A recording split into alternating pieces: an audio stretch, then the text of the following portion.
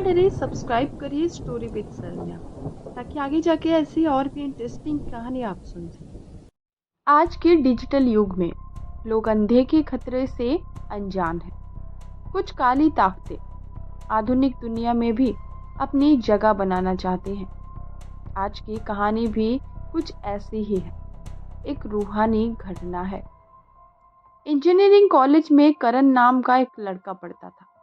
वो computer software की पढ़ाई कर रहा था, लेकिन उसे कंप्यूटर से संबंधित भाषाओं को समझने में परेशानी होती थी, जिसकी वजह से वो अपनी कक्षा में सबसे कमजोर स्टूडेंट था। करण अपनी जिंदगी से निराश हो चुका था।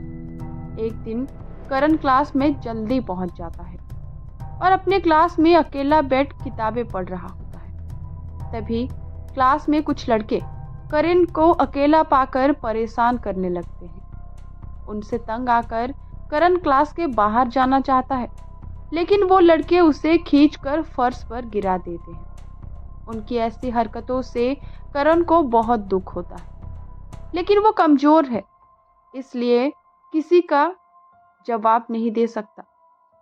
करण रोता हुआ अपने स्कूल से बाहर आ जाता है और कुछ देर पैदल चलते चलते सड़क के किनारे हताश होकर बैठ जाता है। करण कई घंटों तक रोड के किनारे एक पेड़ की छाया के नीचे बैठकर अपनी किस्मत को कोस रहा होता है। उसी वक्त वहां से एक व्यक्ति अजीब सी वेशभूषा में करण के सामने आकर रुक जाता है और करण से पूछता है, दुखी क्यों हो बेटा?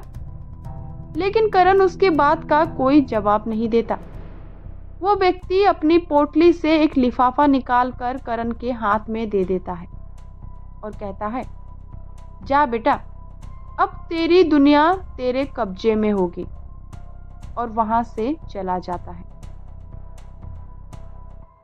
करण लिफाफा को चारों तरफ से पलट कर देखता है और सोच में पड़ जाता है कि ये क्या है।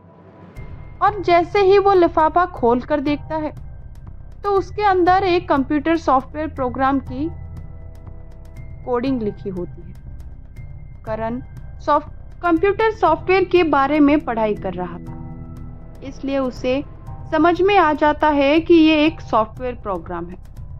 करण के मन में जिज्ञासा बढ़ जाती है और अब वो जानना चाहता है कि ये कौन सा सॉफ्टवेयर होगा। तभी वो सड़क से उठकर अपने हॉस्टल पहुंचता है और अपने कंप्यूटर पर उस व्यक्ति का दिया हुआ सॉफ्टवेयर इंस्टॉल कर देता है। सॉफ्टवेयर इंस्टॉल करते ही कंप्यूटर स्क्रीन लाल हो जाती है। कंप्यूटर में करण के कॉलेज के सभी छात्रों की लिस्ट आ जाती है। करण सभी को सॉफ्टवेयर शेयर कर देता है। तभी अचानक कंप्यूटर बंद हो जाता है। करण के कोशिश करने के बाद भी वो स्टार्ट नहीं होता। करण कंप्यूटर को ऐसे ही बंद करके सो जाता है और अगले दिन जब करण उठता है तो सब कुछ नॉर्मल हो चुका होता है। करण जल्दी से तैयार होकर अपने कॉलेज के लिए निकल जाता है। जैसे ही करण अपने क्लास में एंटर करता है तो कुछ लड़के उसे घूरने लगते हैं। करण उन्हें नजरअंदाज करके अपनी जगह पर बैठ जाता है और अपना लैपटॉप खोलकर पढ़ाई करने लगता है। लेकिन कुछ देर बाद करण दोबारा पलट कर देखता है और तब भी वो लड़के उसे घूर रहे होते हैं। करण हिम्मत दिखाकर उन लड़कों से कहता है, घूर क्यों रहे हो? तुम लोग भी अपनी पढ़ाई करो। लेकिन करण की बात का उन पर कोई असर नहीं होता और वो लगातार करण को घूरते ही रहते हैं।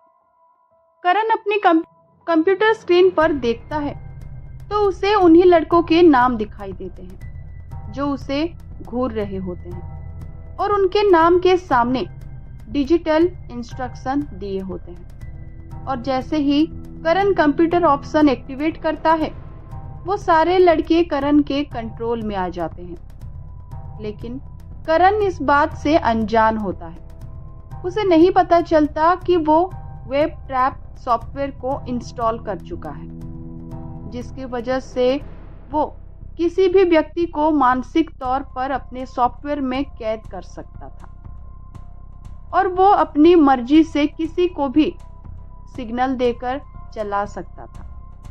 करण अपने कंप्यूटर में जैसे ही लड़के को बैठने का इंस्ट्रक्शन देता है तो वो सब बैठ जाते हैं। करण को ये देखकर ताज्जुब होता है, लेकिन उसे अब एहसास होने लगा है कि जरूर इस सॉफ्टवेयर में कोई शक्ति है और वो मन ही मन खुश होने लगता है। करण जल्दी से अपना लैपटॉप बंद करके अपने हॉस्टल चला जाता है। करण अब अपनी बेइज्जती का बदला लेना चाहता था। वो अपने कॉलेज के सभी छात्रों को वेब ट्रैप सॉफ्टवेयर का नोटिफिकेशन भेज देता है और धीरे धीरे करके सभी छात्रों को अपने कंट्रोल में कर लेता है।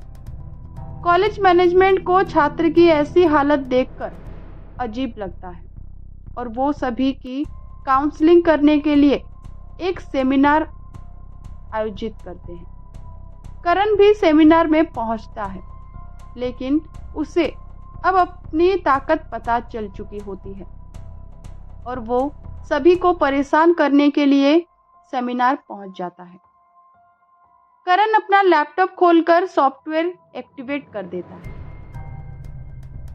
और एक एक करके सभी छात्रों को अजीब अजीब इंस्ट्रक्शन देने लगता है, जिसकी वजह से सेमिनार का माहौल खराब हो जाता है और सभी छात्र एक दूसरे से लड़ने लग जाते हैं। करण को ये सब देखकर बहुत मजा आता है। अब धीरे धीरे करण का दिमाग शैतानी होता जाता है और अब वो आपराधिक गतिविधियों को अंजाम देने का मन बना लेता है। करण के स्वभाव में परिवर्तन आने की वजह से सॉफ्टवेयर में भी बदलाव आ जाते हैं। अचानक कंप्यूटर स्क्रीन पर ऑप्शन दिखाई देता है, सेल्फ एक्टिवेशन, और करण इस ऑप्शन को एक्टिव कर देता है और अगले ही क्षण करण स्क्रीन के सामने बेसुध होकर बैठ जाता है और बिना कोई प्रतिक्रिया दिए कंप्यूटर स्क्रीन को देखता रहता है। 2 दिन तक करण के कमरे से कोई हलचल नहीं होती है। हॉस्टल के कुछ स्टूडेंट करण के कमरे का दरवाजा तोड़ देते हैं और जैसे ही अंदर जाकर देखते हैं तो करण कंप्यूटर स्क्रीन के सामने अपनी कुर्सी पर बैठा हुआ दिखाई देता है और जैसे ही वो उसे छूते हैं तो वो गिर जाता है। सभी उठाकर कुर्सी पर बिठाने का कोशिश करते हैं, लेकिन वो मर चुका होता है। दरअसल 2 दिन से बिना कुछ खाए पिए लगातार एक ही जगह में बैठे रहने के कारण उसका ब्लड सर्कुलेशन रुक जाता था और इसी वजह से उसकी मौत हो जाती है और करण के साथ सॉफ्टवेयर का रहस्य भी दफन हो जाता है।